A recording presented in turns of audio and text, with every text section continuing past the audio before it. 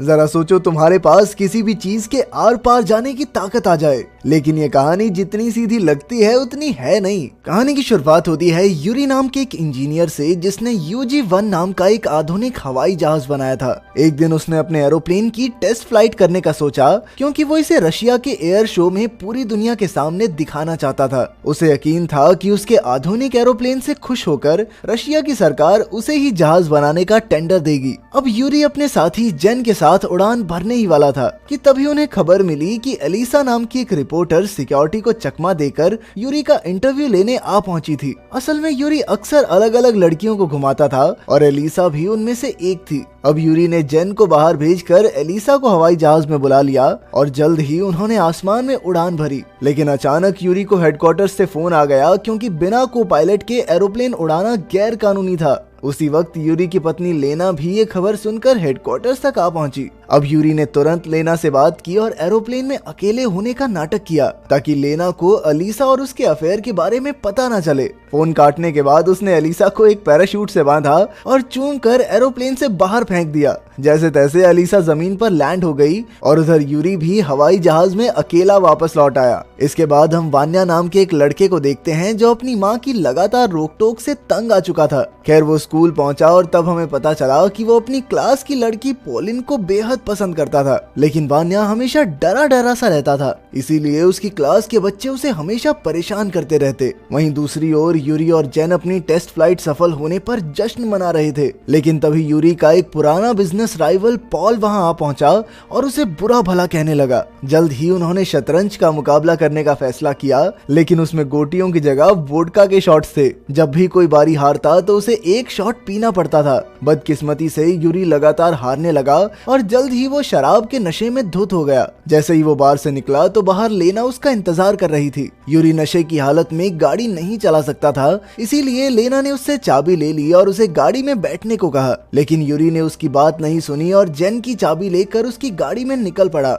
नशे की हालत में उसने एलिसा को फोन करके अपने साथ रात गुजारने को कहा और तभी अचानक उसकी गाड़ी की जोरदार टक्कर हो गई। यूरी की मौके पर ही मौत हो गई और उसी पल वो एक भूत बन गया। लेकिन यूरी को इस बात का कोई अंदाजा नहीं था कि वो मर चुका है। वो आराम से उठकर हॉस्पिटल में चलने लगा, जहां उसे लेना दिखाई दी। उस बेचारी को अभी अभी यूरी की मौत की खबर मिली थी और उधर यूरी का भूत उसका पीछा करने लगा। लेना उसे देख सुन नहीं पा रही थी, लेकिन यूरी को लगा कि शराब वाली बात से नाराज होगी, इसलिए इग्नोर कर रही है और वो उसके साथ ही गाड़ी में बैठ गया। वो पूरे रास्ते लेना से माफी मांगता रहा। खैर जल्द ही वो यूरी के ऑफिस पहुंचे और वो आराम से अपने कमरे में चला आया। लेकिन तभी एक लड़का लड़की वहां चुम्मा चाटी करने लगे, जिसे देखकर यूरी को बहुत गुस्सा आया। उसने उन्हें धक्का देने की सोची, लेकिन उसका हाथ तो उनके शरीर के आर पार हो गया। ये देखकर उसकी हालत खराब हो गई और वो इधर उधर हाथ मारने लगा। उसे एहसास हुआ कि वो तो दीवारों के आर पार भी जा सकता था, लेकिन उसे अब भी ये बिल्कुल समझ नहीं आ रहा था कि आखिर ये मुमकिन कैसे हुआ। लेकिन तभी उसकी नजर अपनी तस्वीर पर गई, जिसके नीचे सभी फूल चढ़ा रहे थे।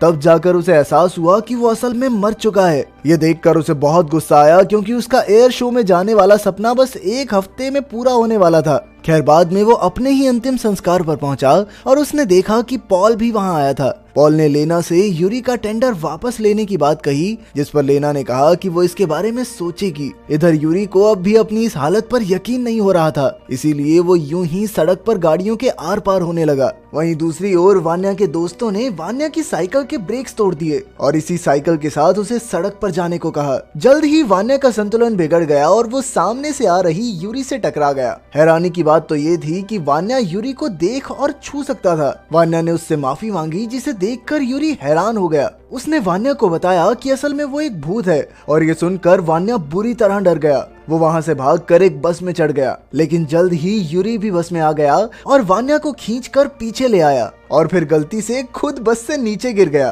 तब वान्या इतनी जोर से चिल्लाया कि पूरी बस के लोग उसे ही देखने लगे। इसके बाद वान्या जल्दी से अपने घर जाकर अपने कमरे में छिप गया, लेकिन यूरी तो यहाँ तक भी आ पहुंचा था। उसने वान्या को शांत करने की कोशिश की, लेकिन वान्या अब भी इस अनजान भूत से बुरी तरह डरा हुआ था। आखिरकार उसने हिम्मत जुटाकर यूरी से चले जाने को कहा, लेकिन तभी उसकी माँ ने उसे अकेले ही बात करते देख लिया। वान्या ने उन्हें समझाने की बहुत कोशिश की कि माँ मेरे कमरे में भूत है, है। लेकिन उसकी माँ ने सोचा कि वान्या की दिमागी हालत बिगड़ चुकी है, इसीलिए वो उसे एक दिमाग के डॉक्टर के पास ले गई। डॉक्टर ने वान्या की जांच की और कहने लगा कि इसको तो बहुत गहरा सदमा लगा है, ये बच्चा ठीक नहीं है। खैर यूरी ने वान्या का पीछा नहीं छोड़ा, क्योंकि वो जानता था कि सिर्फ वान्या ही उसके UG-1 प्रोजेक्ट को पूरा कर सकता है। वान्या का भरोसा जीतने के लिए उसने क्लास में उसकी मदद की और आखिरकार वान्या उसकी मदद करने को राजी हो गया। इसके बाद वो दोनों एयर शो की मीटिंग में पहुंचे, लेकिन वहां जाते ही यूरी के पैरों तले जमीन खिसक गई। असल में यूरी के राइवल पॉल ने उस एयर शो में अपने हवाई जहाज का नाम दे दिया था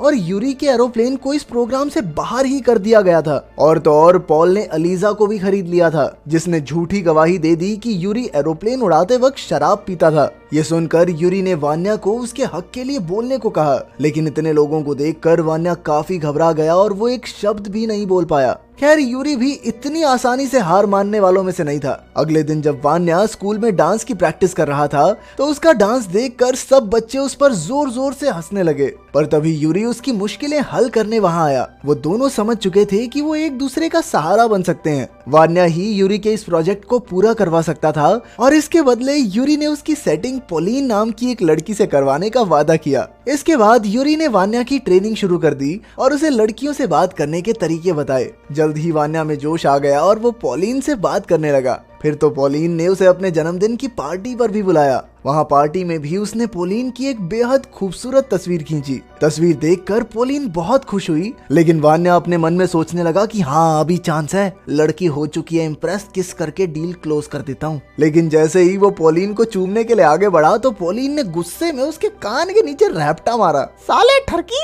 आखिरकार वान्या का दिल एक बार फिर से टूट गया था। खैर शाम को यूरी वान्या को चुपके से एयरपोर्ट पर ले आया, जहां उसका UG-1 एरोप्लेन रखा गया था। वो दोनों चुपचाप हवाई जहाज के अंदर घुस गए, लेकिन तभी बाहर से उन्हें किसी ट्रक की आवाज सुनाई दी। असल में पॉल के आदमी यूरी का एरोप्लेन चुराने आए थे, ताकि वो यूरी के इस प्रोजेक्ट का नामो निशान मिटा सकें। इधर वान्या और यूरी अब अंदर फंस चुके थे और जल्द ही ट्रक ड्राइवर एरोप्लेन को खींचकर सड़क पर ले आए। लेकिन यूरी अपनी 10 साल की मेहनत को यूं ही चोरी होते हुए नहीं देख सकता था, इसीलिए उसने वान्या से इंजन चालू करने को कहा। बेचारा वान्या तो साइकिल भी ढंग से नहीं चला पाता था, लेकिन यूरी के भरोसे वो हवाई जहाज चलाने को तैयार हो गया। फिर जैसे जैसे यूरी ने कहा वो करता गया और फिर वो दोनों प्लेन को एक सुरक्षित जगह पर ले आए। इसके बाद यूरी ने वान्या को जेन से बात करके उसे स्कूल में मिलने को कहा। अगले दिन जेन स्कूल के बाथरूम में वान्या से मिलने आया और उसकी बातों से जेन को यकीन हो गया कि जरूर यूरी की आत्मा वान्या के अंदर आ गई है। अब यूरी जेन को कोई खास जानकारी देने ही वाला था,